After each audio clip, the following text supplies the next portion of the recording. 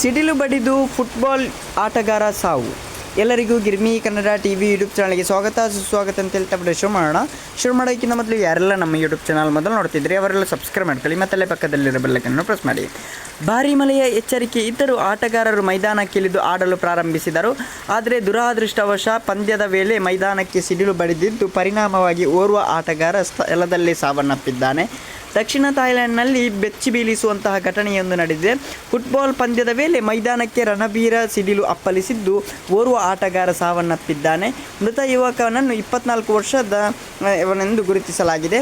ಸಿಡಿಲಾಘಾತಕ್ಕೆ 12 ಮಂದಿ ಫುಟ್ಬಾಲ್ ಆಟಗಾರರು ಗಂಭೀರವಾಗಿ ಗಾಯಗೊಂಡು ಆಸ್ಪತ್ರೆಗೆ ದಾಖಲಾಗಿದ್ದಾರೆ.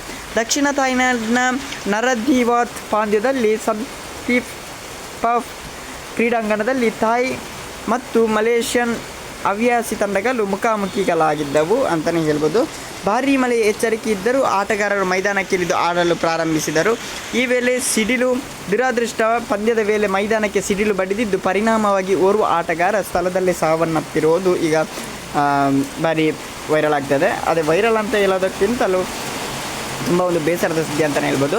ಒಂದು ಸಾಮಾನ್ಯ ಸಿಡಿಲಿನಲ್ಲಿ ಲಕ್ಷಾಂತರ ವೋಲ್ಟ್ ವಿದ್ಯುತ್ ಮತ್ತು ಅತಿ ಹೆಚ್ಚಿನ ಇರುತ್ತದೆ.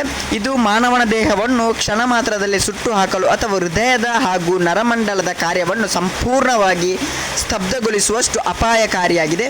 ಸಿಡಿಲು ಬಂದಾಗ ಉಂಟಾಗುವ ಉಷ್ಣತೆ ಸೂರ್ಯನ ಮೇಲೆ ತಾಪಮಾನಕ್ಕಿಂತಲೂ ಹೆಚ್ಚಿರುತ್ತದೆ ಅಂತಲೇ ಹೇಳ್ಬೋದು. ಆದ್ದರಿಂದ ಜಾಗೃತೆಯಾಗಿರಿ, ಸೇಫ್ ಆಗಿರಿ ಅಂತ ಹೇಳ್ತಲ್ಲ. Thank you, by.